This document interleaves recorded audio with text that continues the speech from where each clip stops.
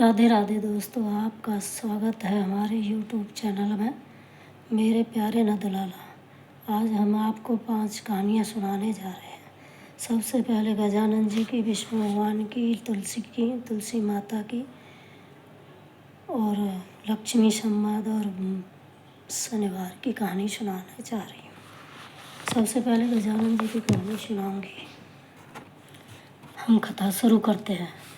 एक बूढ़ी माँ थी और उसके एक बेटा था। बेटा गाँव में गाय चराता था। बूढ़ी माँ बेटे के लिए 12 महीने की 12 चौथ किया करती थी। बूढ़ी माँ हर चौथ व्रत के दिन 5 चूरमे के लड्डू बनाती थी। एक चौथ माता और एक गणेश जी को चढ़ाती। एक हथकार को निकालती, एक बेटे को खिलाती और एक स्वयं खाती थी।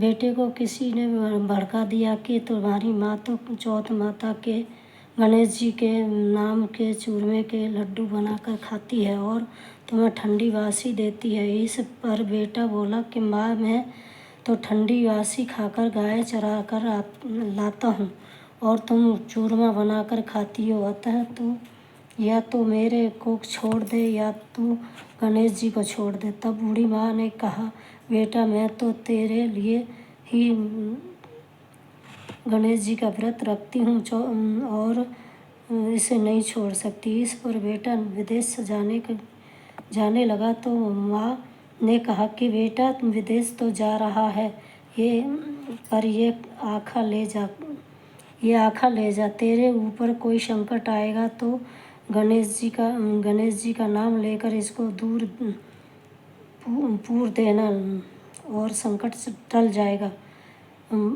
बेटा माँ के द्वारा दिए गए आखा को लेकर विदेश को रवाना हो गया। थोड़ी दूर चलने पर भयंकर आंधी आई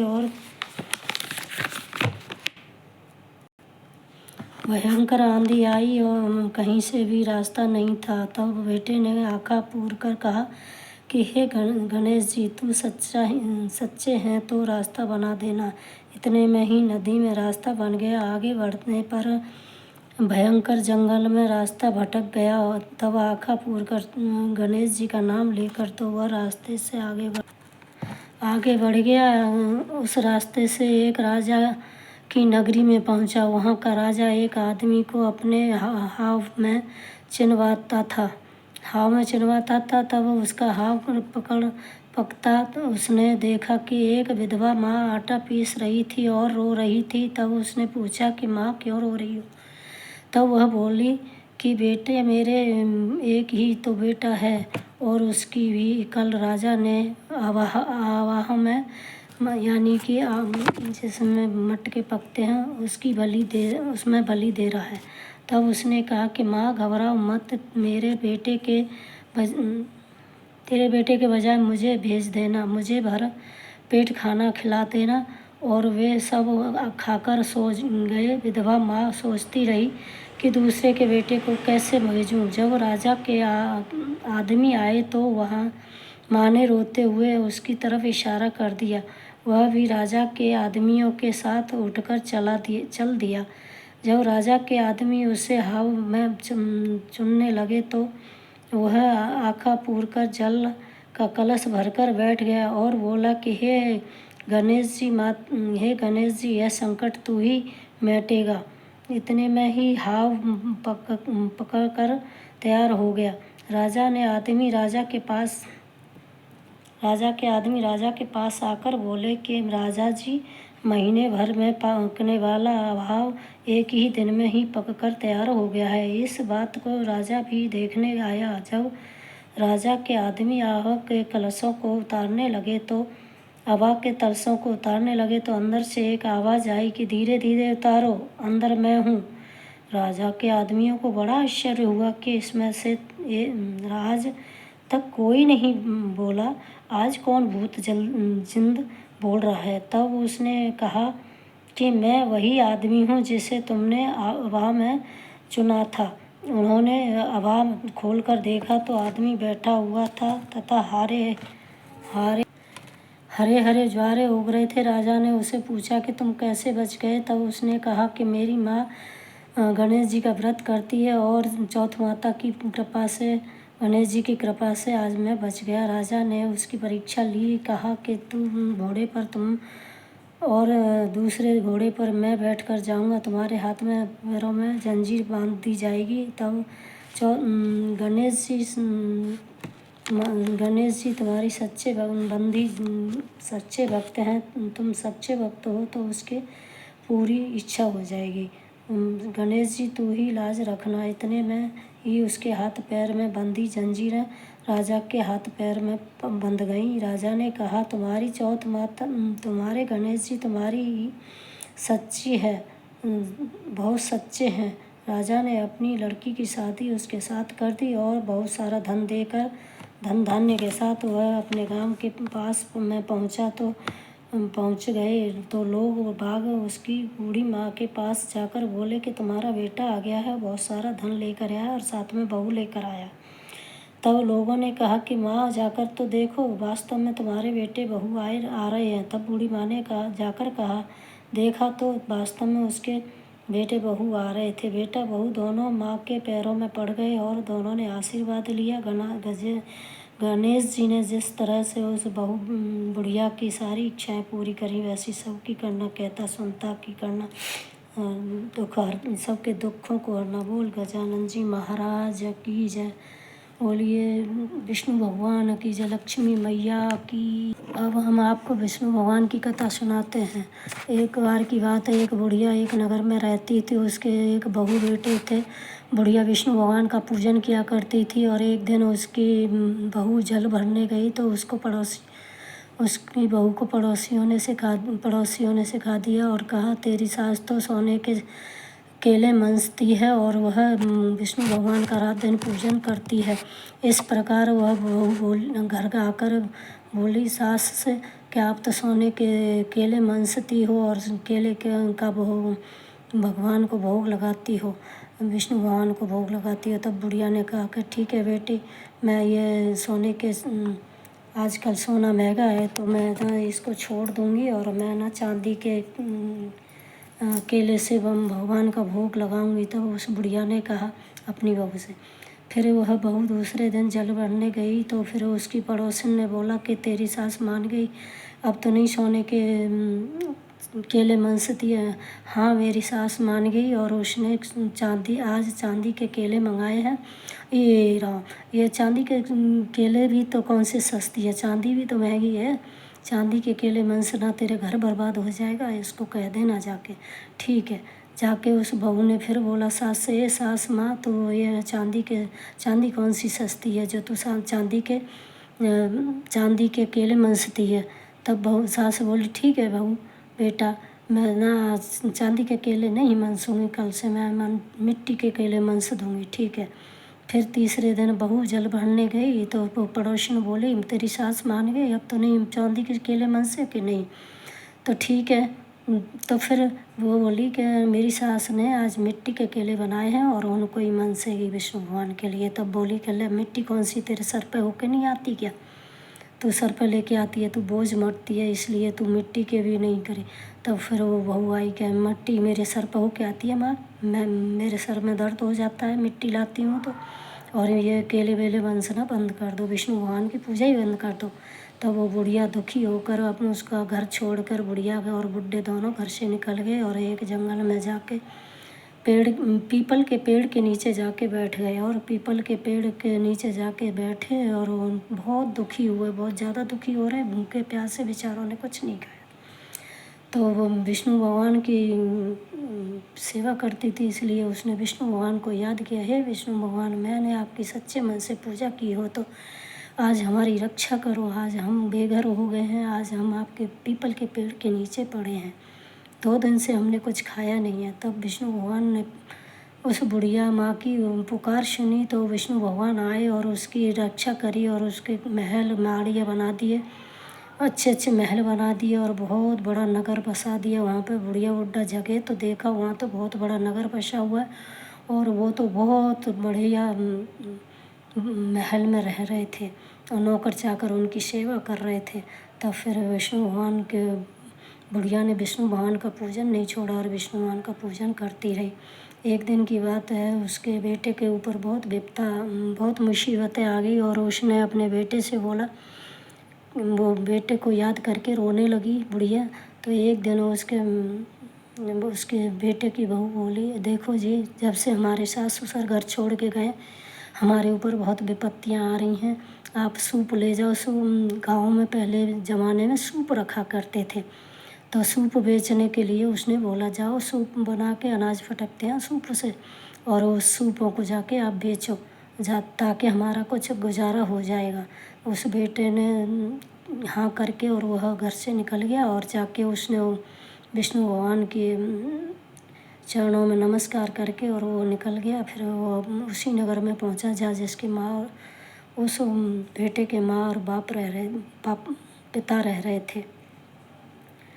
तब जाके उस सूप ले लो आवाज़ लगाई तो वह बुढ़िया बाहर निकल के आई। तो बुढ़िया ने उस बेटे को पहचान लिया, पर उसने बेटे से कुछ कहा नहीं और उससे बोली, बेटे ये सूप तुम्हारे कितने के हैं? तब वो बेटा बोला कि मेरे जितने के भी हों आप ले लो, मेरे घर में 4 दिन से खाना नहीं बना है, इसलिए मैं सूप बेच रहा हूँ।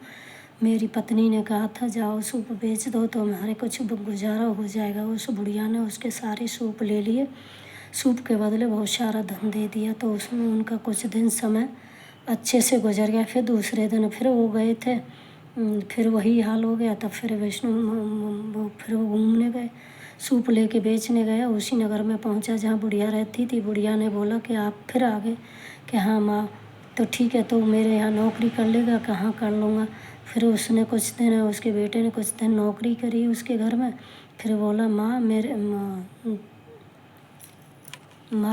माता जी, मेरे बेटा पत्नी गांव में बहुत भूखे प्यासे पड़े हैं, मैं उनके साथ जाकर मिलाता हूँ। तो उसने कहा ठीक है। तो मैं उस बुढ़िया से वो बेटा बोला कि मैं उनको साथ में लेके आ जाऊँ? कि हाँ बिल्कुल लेके आ जाना बेटा, ठीक है। सो वो चला गया और उसको अपनी पत्नी को लेके आ गया वापस। एक दिन बुढ़िया नहा रही थी, वो बहू उसके बोली, माता जी मैं आपकी पीठ रगड़ देती हूँ। तो बोली कि हाँ ठीक है रगड़ दे। तो उसकी पेट पर मस्सा था, तो बोली कि वो बहू रोने लगी कि ठीक है मेरी कमर मत मीड़, तू मेरी कमर मीड़ते हुए रो रही है। कि नहीं माता जी, मेरी सास के पीठ पर भी ऐसा ही तिल था और मैं लड़ा करती थी, पड़ोसियों के बहकावे में आ गई थी, तो मैंने उनकी सेवा करना शुरू कर, उनकी विष्णु भगवान की सेवा नहीं करने दी, तो वो बहुत दुखी होकर घर से निकल गए थे। तभी से हमारे घर में गरीबी आ गई है। ठीक है, तो कोई बात नहीं, तो सास और ससुर आप मिल जाएंगे तो अब तो नहीं लड़ेगी? कि नहीं लड़ूंगी, मैं तो पार पढ़ के उनके दर्शन करूंगी, तो माफ़ी मांग लूँगी कि मैं ही तेरी सास हूँ और ये तेरे ससुर हैं। विष्णु भगवान की कृपा से हमारा ये विष्णु भगवान ने हमें सुंदर रूप दिया, धन दौलत दी, हमारी सब कामनाएं पूर्ण करी। जैसे बुढ़िया की कामना पूर्ण करी विष्णु भगवान, जैसी सबकी करना कहता की क्षमता की। बोली विष्णु भगवान की जय। बोलिए शनिदेव महाराज की जय। अब हम आपको शनि महाराज की कथा सुनाते हैं। शनि धरती का न्यायाधीश है। इस जगत में संचालन के लिए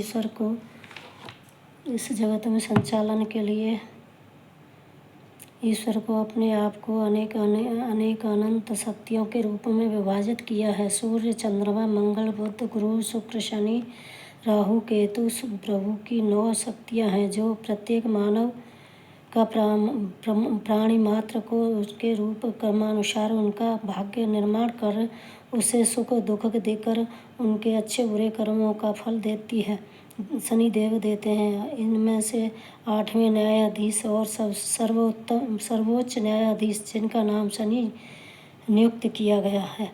भगवान शंकर ने यमराज को मनुष्य के कर्मों का लेखा जोखा और शनि को धरती पर जीवों का उनके अनुसार कर्मों का दंड कार्य सौंपा है। शनि ने अपने गुरु की आज्ञा को शिरोधार्य किया। पृथ्वी वासियों को उनके कर्म के अनुसार दंड व पुरस्कार करने का कार्य करने लगे। वह बुरे कर्म पर दूसरों को रुलाते तथा स्वयं हंसते थे। इस तरह से शनिदेव के पिता सूर्यदेव ने, माता छाया ने, स्वर्णा ने, शनिदेव के भाई यमराज ने सबको न्याय का ध्यान दिया था। और उनके सारे धर्म ग्रंथों के अनुसार सूर्य की द्वितीय पत्नी छाया के गर्भ से शनिदेव का जन्म हुआ था। शनि के श्याम वर्णन को देखकर सूर्य ने अपनी पत्नी छाया पर आरोप लगाया कि शनि मेरा पुत्र नहीं है। तभी से शनि अपने पिता से शत्रु भाव रखता है। शनिदेव ने अपनी साधना तपस्या द्वारा शिवजी को प्रसन्न कर अपने पिता सूर्यदेव की भांति शक्ति प्राप्त की और शिवजी ने शनि को वरदान मांगने के लिए कहा था। तब शनिदेव ने प्रार्थना की कि युगों युगों में मेरी माता छाया की पराजय होती रही है। मेरे पिता सूर्य द्वारा बहुत ज़्यादा अपमानित व प्रताड़ित किया गया है। अतः माता की इच्छा है कि मेरा पुत्र शनि अपने पिता से मेरे अपमान का बदला ले और उनसे भी ज़्यादा शक्तिशाली बने। तब भगवान शंकर ने वरदान देते हुए कहा, नवग्रहों में तुम्हारा सर्वश्रेष्ठ स्थान रहेगा। मानवता क्या देवता भी तुम्हारे नाम से भयभीत रहेंगे। बोलिए शनिदेव महाराज की जय।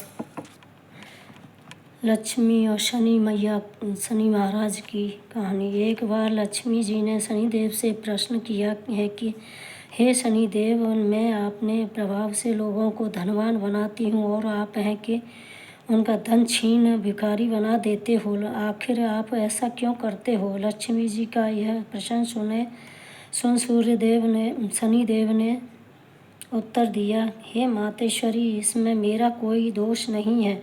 परमात्मा ने ही मुझे तीनों लोकों का न्यायाधीश नियुक्त किया है। जो जीव स्वयं जानबूझकर अत्याचार व भ्रष्टाचार को आश्रय देता है और क्रूर व बुरे कर्म कर दूसरों को रुलाते हैं तथा स्वयं हंसते हैं, उन्हें समय अनुसार दंड देने का कार्यभार परमात्मा ने मुझे सौंपा है। इसलिए मैं लोगों को उनके कर्मों के अनुसार दंड अवश्य देता हूँ। मैं उनसे भीख मांगता हूँ, तुम्हें भयंकर रोगों से ग्रसित बनाकर खाट पर पड़े रहने को मजबूर कर देता हूँ। शनिदेव भी जी पुनः बोले, हे मातेश्वरी, ऐश्वर्य बड़े शुभकर्मी जीवों को प्राप्त होता है। जो लोग महान सदाचारी, तपस्वी, परोपकारी, दानी, दूसरों की भलाई करते हैं और भगवान के भक्त होते हैं, वे ही अगले जन्म में ऐश्वर्यवान होते हैं। मैं उनके शुभ कर्मों के अनुसार ही उनके धन धान्य में वृद्धि करता हूँ। वे शुभकर्मी पुनः उस कमाए धन का दान करते हैं, मंदिर व धर्मशाला आदि बनवाकर अपने पुण्य में वृद्धि करते हैं। इस प्रकार वे कई जन्मों तक ऐश्वर्य भोगते हैं। हे माता लक्ष्मी, अनेक मनुष्य धन के लोभ में पड़कर ऐश्वर्य को जीवन जीतने के लिए तरह तरह के गलत काम करते हैं, जिनका नतीजा यह निकलता है कि वे स्वयं अपने कई जन्म बिगाड़ लेते हैं। वो लक्ष्मी मैया की। दोस्तों, आपको कहानी पसंद आई हो तो मेरे चैनल को सब्सक्राइब करें और लाइक करें, कमेंट करें। राधे राधे। बोलिए विष्णु भगवान की जय, तुलसा महारानी की जय। नमो नमो तुलसी महारानी, नमो नमो हरि की पटरानी। तुम्हें तुलसा रानी हो, तुम्हारी की पटरानी हो, तो हलवा पूड़ी का खावा दिया वो गोकुल वृंदावन को वैष्णव देना, शक्ति देना, भक्ति देना। बुढ़िया नवावे वैकुंठ जाए, ब्याही नवावे घर बर पावे, ब्याही नवावे ललन खिलावे, कुआरी नवावे घर बर पावे, ब्याही नवावे ललन खिलावे, बुढ़िया नवावे वैकुंठ जावे। नमो नमो तुलसा महारानी, नमो नमो हरि की पटरानी। तुम्हें तुलसा रानी हो, तुम्हारी की पटरानी हो। बोलिए तुलसा महारानी की।